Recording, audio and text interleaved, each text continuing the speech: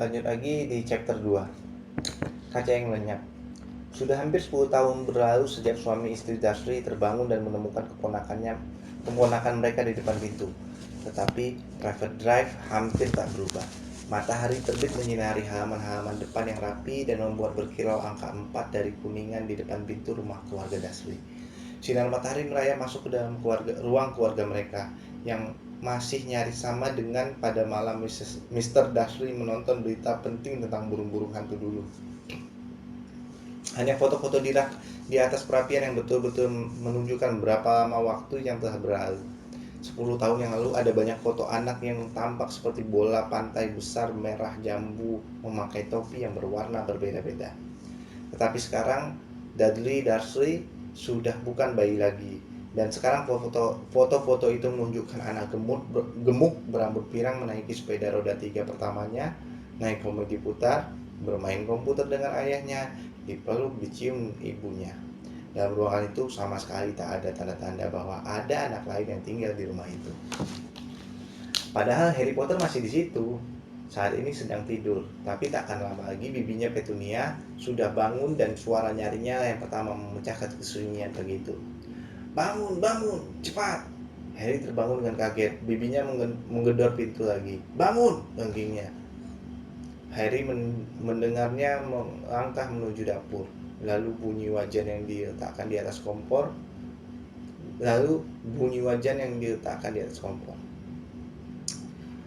Harry berguling terlentang lagi dan berusaha mengingat-ingat mimpinya yang terputus tadi malam.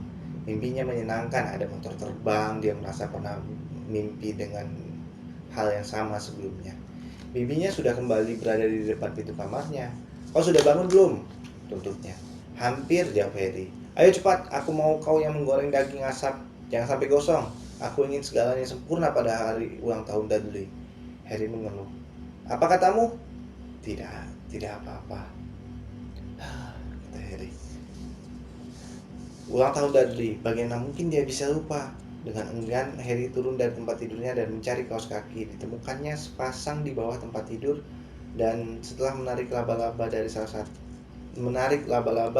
salah satu di antaranya, dipakainya kaos kaki itu. Harry sudah terbiasa dengan laba-laba karena lemari di bawah tangga penuh laba-laba, dan disitulah dia tidur. Setelah berpakaian, dia pergi ke dapur. Meja dapur nyaris tersembunyi di bawah tumpukan hadiah Dudley. Tampaknya Dudley mendapat komputer baru yang diinginkannya, belum lagi televisi baru dan sepeda balap. Kenapa persisnya Dudley ingin sepeda balap sungguh suatu misteri bagi Harry. Karena Dudley gemuk dan benci olahraga. Kecuali tentu sajalah untuk olahraganya adalah meninju orang lain. Kantung tinju favorit Dudley adalah Harry, tetapi Dudley jarang berhasil mengenainya. Harry memang tidak kelihatan gesit, tapi dia gesit sekali. Mungkin ada hubungannya dengan tinggal di dalam lemari yang gelap, tetapi Harry termaksud kecil dan kurus untuk umurnya. Dia bahkan kelihatan lebih kecil dan lebih kurus dari yang sesungguhnya, karena semua pakaiannya lungsuran Dudley. Lungsuran ini warisan Dudley, bekas Dudley, dan Dudley 4 kali lebih besar daripadanya. Harry berbaju kurus. Dia bisa dibayangkan ya, baju kurus dapat lungsuran baju dari Dudley yang gede banget, suruh pakai baju gitu buat konyol sih bayanganku. Harry berwajah kurus, lututnya menonjol, rambutnya hitam dan warnanya hijau cemerlang. Dia memakai kacamata bulat yang bingkainya dilekatkan dengan selotip karena seringnya Dudley memukul hidungnya. Satu-satunya yang disukai Harry pada penampilannya adalah bekas luka tipis pada dahinya yang berbentuk sambaran kilat. Sejauh yang dia ingat dari dulu bekas itu sudah ada, dan pertanyaan pertama yang seingat dia tanyakan kepada Bibi Petunia adalah bagaimana ia mendapatkan bekas luka itu. Dalam kecelakaan orang tuamu meninggal, katanya. Dan jangan tanya-tanya lagi. Jangan tanya-tanya. Itu peraturan pertama jika dia mau hidup tenang bersama keluarga Dursley. Paman Vernon masuk ke dalam dapur ketika Harry sedang membalikan daging. Sisir rambutmu, perintahnya sebagai ucapan selamat paginya. Sekali seminggu Paman Veron memandang dari atas koran dan berteriak pada Harry harus potong rambut. Harry pastilah sudah potong rambut lebih sering dibanding suruh teman sekelasnya sekaligus. Tapi sama saja, rambutnya tetap saja tumbuh begitu, berantakan. Harry sedang menggoreng telur ketika Dudley muncul di dapur dengan ibunya. Dudley mirip sekali dengan Paman Veron, wajahnya lebar dan merah jambu, lehernya pendek, matanya kecil, biru, berair. Rambutnya yang tebal pirang menempel rapi pada kepalanya yang gemuk. Bibi Petunia sering mengatakan bahwa Dudley kelihatan seperti bayi malaikat. Sedangkan Harry sering mengatakan Dudley seperti babi pakai wig. Harry menaruh piring berisi daging dan telur ke atas meja. Ini susah karena nyaris sekali tak ada tempat. Dudley sementara itu menghitung hadiahnya.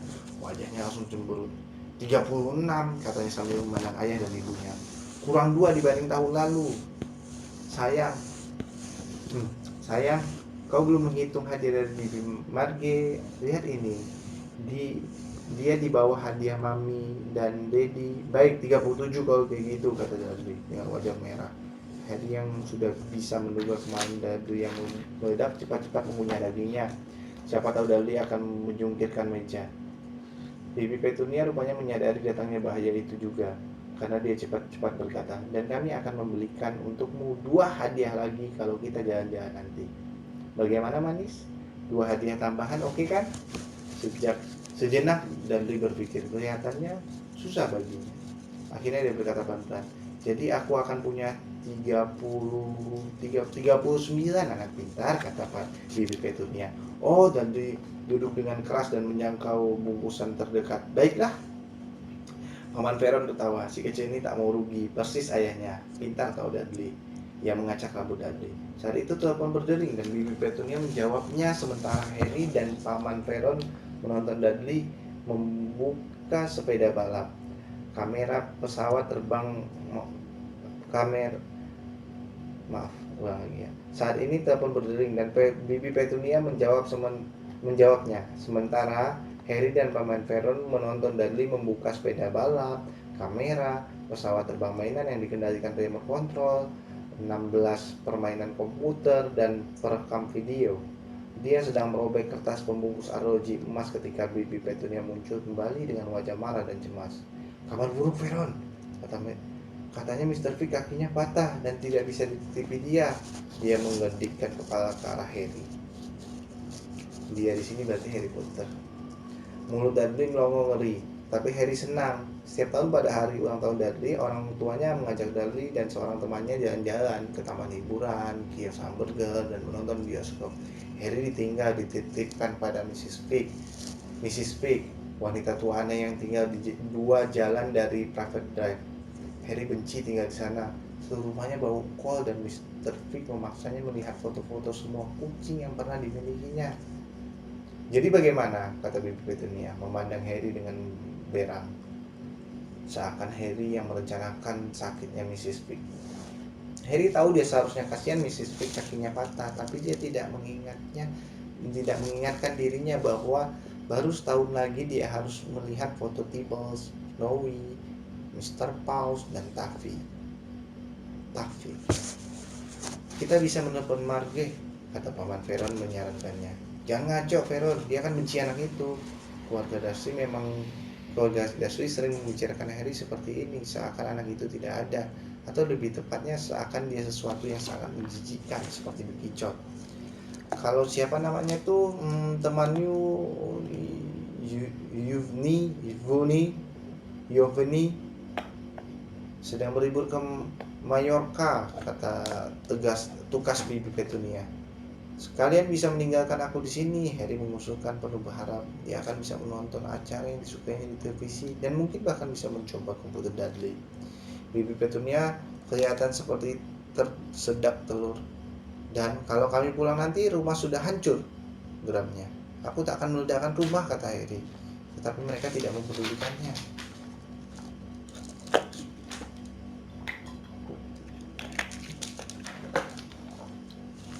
Kurasa kita berusaha membawanya ke kebun binatang, kata Bibi Petunia pelan, dan meninggalkannya di mobil. mobil kita baru, dia tidak boleh duduk sendirian. Dudley mulai menangis merong-rong. Sebetulnya sih dia tidak betul-betul menangis. Sudah bertahun-tahun dia tidak menangis, tapi dia tahu bahwa kalau dia mengerutkan mukanya dan meraung, ibunya akan mengabulkan semua yang diinginkannya. Dinky Daddy Dams, jangan menangis. Mami tak akan membiarkan merusak hari istimewamu, jawab Bibi Petunia berseru sambil memeluk Dudley. Aku tak mau dia ikut, Dudley menjerit di antara isak pura-puranya. Dia selalu merusak acara, dia menyerangnya jahat kepada Harry dari celah lengan ibunya. Saat itu pintu berbunyi. Ya ampun, mereka sudah datang, kata Bibi Petunia panik. Dan sekejap kemudian sahabat Dudley, Pierce Polkis, masuk bersama ibunya. Pierce, anak kurus dengan wajah seperti tikus, dia biasanya yang memegangi lengan anak-anak di belakang punggung, sementara Dudley memukuli mereka. Oh, tukang temennya Dudley, dia tukang megangin. Kalau lagi berantem dia tukang megangin, dan Dudley tukang nabok. Dudley langsung berhenti berpura-pura menangis. Setengah jam kemudian, Harry yang tak mempercayai keberuntungannya duduk di jok belakang mobil bersama Pierce dan Dudley menuju kebun binatang untuk pertama kali dalam hidupnya. Paman dan bibinya tak tahu lagi apa yang harus dilakukan, tetapi sebelum mereka berangkat, Paman Vero mengajaknya bicara. Kuperingatkan kau, katanya. Wajah yang lebar, keunguan dekat sekali dengan wajah Harry. Kuperingatkan kau sekarang, kalau kau melakukan yang aneh-aneh sedikit saja, kau akan dikurung di lemari itu sampai Natal. Aku tidak akan melakukan apa-apa, kata Harry. Sungguh. Tapi Paman Veron tidak percaya. Yang lain pun tidak. Susahnya, hal-hal aneh sering terjadi di sekitar Harry. Dan tak ada gunanya memberitahu keluarga Dursley bahwa bukan dia yang menyebabkan hal-hal itu terjadi. Pernah Bibi Petunia yang sudah sebal melihat Harry pulang dari tukang cukur tetapi rambutnya kelihatan sama saja, mengambil gunting dapur dan memotong rambut Harry sampai pendek sekali, nyaris gundul, kecuali poninya yang sengaja tidak dipotong untuk menyembunyikan bekas luka yang mengerikan. Dan Dudley terbahak-bahak menertawakan Harry, sedangkan Harry sendiri semalaman tak bisa tidur membayangkan bagaimana ia sekolah besok. Dia sudah selalu ditertawakan gara-gara pakaiannya yang kebesaran dan kacamatanya yang dilengkapi dengan selotip. Tapi paginya ternyata rambutnya sudah persis lagi dengan sebelum Bibi Petunia mencukurnya. Dia dikurung selama seminggu dalam lemarinya gara-gara ini. Walaupun dia sudah mencoba menerangkan bahwa dia tidak bisa menjelaskan bagaimana rambutnya bisa tumbuh kembali secepat itu. Pada kesempatan lain, Bibi Petunia memaksa memakai sweater tua Dudley yang menjijikan, berwarna coklat dan bulat-bulatan hitam. Semakin Bibi Petunia memaksa menariknya melewati kepala Harry, sweater itu semakin mengecil, sampai akhirnya cuma seukuran boneka tangan dan jelas tak akan cukup dipakai Harry. Bibi Petunia memutuskan pastilah sweater itu mengerut ketika dicuci, dan betapa leganya Harry tidak dihukum karena ini. Tetapi sebaliknya dia mendapatkan kesulitan besar gara-gara ditemukan di atap dapur sekolah. Seperti biasa, King Dudley mengejar-ngejarnya dan Harry sama kagetnya dengan yang lain ketika tiba-tiba saja dia sudah duduk di atas cerobong asap. Mr. dan Mrs. Dursley menerima surat dari ibu kepala sekolah yang sangat marah karena Harry telah memanjat-manjat bangunan sekolah. Tapi itu sebetulnya yang dilakukannya hanyalah seperti diteriakkan kepada Paman Veron dalam lemarinya yang terkunci, melompat ke belakang ke tempat sampah besar di luar pintu dapur. Harry menduga pastilah saat dia lompat dia terbawa angin ke atas. Tetapi hari ini semua akan berjalan mulus, bahkan duduk bersama Dudley dan Pierce pun diterimanya, asal dia bisa melewatkan hari bukan di sekolah, di dalam lemarinya, atau di ruang Mrs. Figg yang bau kol. Sementara mengemudi, Paman Veron mengeluh ke Bibi Petunia. Hobinya memang mengeluh orang-orang di kantornya, Harry, para wakil rakyat, Harry, bank, dan Harry hanya beberapa saja dari topik favoritnya. Hari ini sepeda motor, ngebut seperti orang gila, preman-preman kurang ajar, komentarnya ketika ada motor yang menyalip mereka. Aku pernah mimpi tentang motor, kata Harry yang tiba-tiba mengingat mimpinya. Motornya terbang. Paman Veron nyaris menabrak mobil di depannya. Dia berbalik di tempat duduknya dan berteriak kepada Harry. Wajahnya seperti bit raksasa yang berkumis. Motor tidak terbang! Dudley dan Pierce cekikikan. Aku tahu motor tidak terbang, kata Harry. Itu kan cuma mimpi. Tapi Harry menyesal sudah ngomong. Kalau ada hal lain yang dibenci keluarga Dursley, itu adalah Harry jika menyebut-nyebut sesuatu yang tidak semestinya terjadi. Tak peduli peristiwa itu cuma dalam mimpi atau bahkan film kartun. Rupanya mereka berpendapat ide-ide Harry berbahaya. Hari Sabtu ini cerah sekali dan kebun binatang penuh dikunjungi keluarga-keluarga. Mr. dan Mrs. Dursley membelikan Dudley dan Pierce es krim coklat besar di pintu masuk. Dan karena si gadis penuh senyum di mobil es krim itu sudah terlanjur menanyai Harry dia ingin es krim apa sebelum mereka sempat mengajak Harry pergi, mereka membelikan es loli lemon yang murah. Cukup enak juga, pikir Harry yang menjilati es lolinya sembari menonton gorila yang menggaruk-garuk kepalanya dan bertampang mirip Dudley. Hanya saja rambutnya tidak pirang. Belum pernah Harry segembira ini. Dia berhati-hati berjalan agak jauh dari keluarga Dursley agar Dudley dan Pierce yang menjelang makan siang sudah mulai bosan dengan binatang-binatang tidak kembali melakukan hobi favorit mereka, yaitu memukulinya. Mereka makan di restoran kebun binatang dan ketika Dudley marah karena es krimnya kurang besar, Paman Vernon memberikan porsi yang lebih besar dan Harry diizinkan menghabiskan pesanan pertamanya. Harry belakangan merasa bahwa seharusnya dia tahu hal menyenangkan seperti ini tak mungkin berlangsung terus. Setelah makan siang mereka mengunjungi rumah reptil. Di dalam rumah reptil, sejuk dan gelap dengan jendela-jendela berlampu di sepanjang dindingnya. Di balik kaca, berjenis-jenis kadal dan ular merayap dan melata di atas potongan-potongan kayu dan batu. Dudley dan Pierce tidak melihat kobra besar beracun dan sanca yang bisa meremukkan manusia. Dudley dan Pierce ingin melihat kobra besar beracun dan sanca raksasa yang bisa meremukkan manusia. Dudley segera menemukan ular terbesar di tempat itu. Ular itu bisa membeli tubuhnya dua kali ke mobil Paman Vernon dan meremukkannya seperti kaleng kerupuk. Tapi saat ini kelihatannya dia sedang malas. Sebetulnya dia malah sedang tidur nyenyak. Dudley berdiri dengan hidung menempel di kaca, memandang gulungan coklat berkilat itu. Suruh dia bergerak, rengeknya pada ayah. Paman Vernon mengetuk kaca, tetapi si ular diam saja. Ketuk lagi, Dudley menyuruh. Paman Vernon mengetuk keras dengan buku-buku jarinya, tetapi si ular tetap saja tidur. Sungguh membosankan, keluh Dudley. Dia pergi. Harry ganti bergerak ke dekat kaca dan memandang si ular lekat-lekat.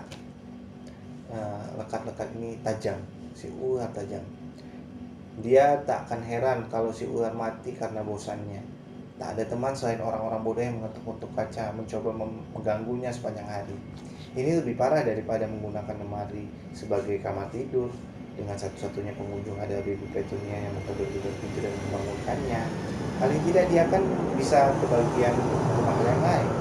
Ular itu tiba-tiba membuka matanya yang seperti manik-manik. Pelan, sangat pelan, dia mengangkat kepalanya dan sampai matanya sejajar dengan mata Harry, mata itu mengedip.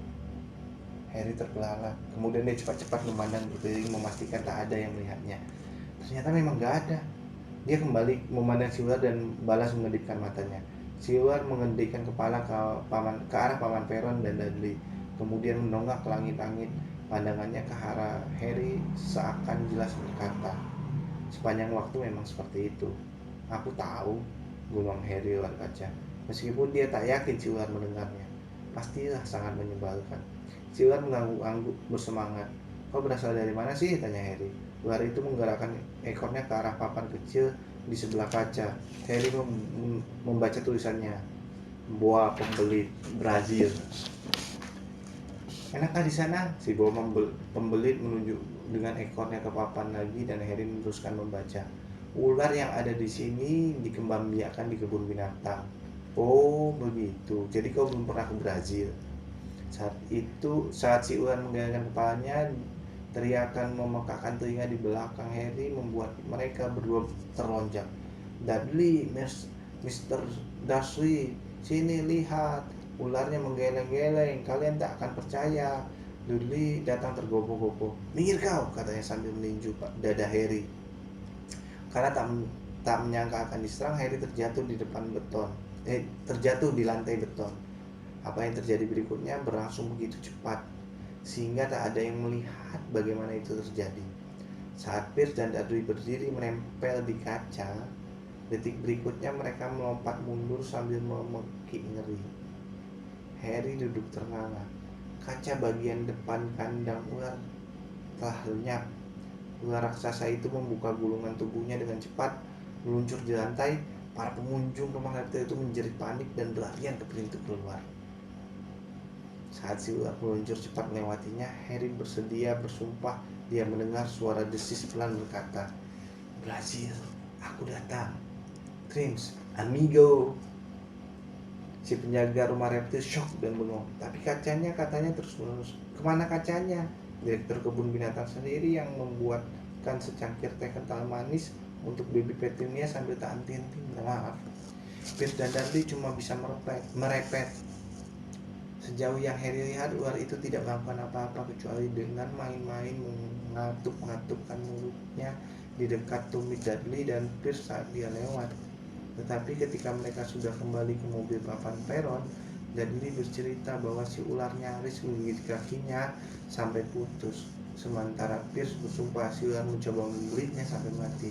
Tapi yang paling parah, paling tidak bagi Harry, adalah Pierce sudah cukup tenang dan berkata, "Harry tadi bicara dengan ular itu. Iya kan Harry?" Paman Peron menunggu sampai Pierce meninggalkan rumah mereka. Sebelum dia mulai mencecar Harry, Paman Peron marah sekali sampai nyaris tak bisa bicara. Dia hanya bisa bilang, "Pergi lemari, tinggal sana, tidak makan."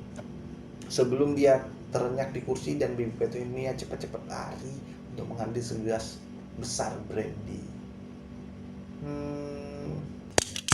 Lama kemudian Harry masih berbaring di dalam lemarinya yang gelap. Ingin sekali rasanya punya arloji. Dia sama sekali tidak tahu jam berapa sekarang dan dia juga tidak yakin keluarga Dursley sudah tidur. Sebelum mereka tidur, riskan sekali jika dia keluar dan mengendap-endap ke dapur untuk mengambil makanan. Dia telah tinggal bersama keluarga Dursley selama 10 tahun. 10 tahun penuh penderitaan. Sejauh yang dia ingat, sejak dia masih bayi dan orang tuanya meninggal dalam kecelakaan mobil, kadang-kadang dia mengingat-ingat dengan keras selama berjam-jam panjang membosankan di dalam lemarinya. Muncul dalam ingatannya pemandangan yang aneh, kilat cahaya hijau menyilaukan dan rasanya sakit yang panas di dahinya. Dia menganggap ini pastilah saat tabrakan terjadi, walaupun dia tak bisa membayangkan dari mana cahaya hijau itu muncul. Dia sama sekali tidak bisa mengingat orang tuanya. Paman dan bibinya tak pernah bicara tentang mereka. Dan tentu saja dia dilarang mengajukan pertanyaan. Tak ada foto orang tuanya di rumah keluarga Dursley. Waktu dia masih lebih kecil, Harry sering menghayalkan ada keluarga tak dikenal yang datang untuk membawanya pergi. Tetapi ini tak pernah terjadi. Keluarga Dursley adalah satu-satunya keluarganya. Meskipun demikian, kadang-kadang dia merasa atau berharap orang-orang asing di jalan mengenalnya, dan juga orang-orang asing yang sangat aneh. Pernah seorang laki-laki kecil memakai topi ungu membungkuk kepadanya ketika dia sedang berbelanja dengan Bibi Petunia dan Dudley. Setelah dengan marah menanyai Harry apakah dia kenal orang itu, Bibi Petunia terburu-buru menggiring mereka keluar dari toko dan tanpa membeli apapun. Seorang wanita tua bertampang liar dan serba hijau melambai dengan riang kepadanya dari bus. Seorang laki-laki botak memakai mantel panjang ungu bahkan menjabat tangannya di jalan kemarin dulu dan kemudian pergi begitu saja tanpa mengatakan apa-apa. Yang paling aneh tentang orang-orang ini adalah tampaknya mereka langsung lenyap begitu Harry ingin melihat lebih jelas. Di sekolah Harry tak punya teman. Semua anak tahu bahwa geng Dudley membenci Harry Potter yang aneh dengan pakaian bekasnya yang kebesaran dan kacamatanya yang bingkainya patah, dan tak seorang pun berani menentang geng Dudley.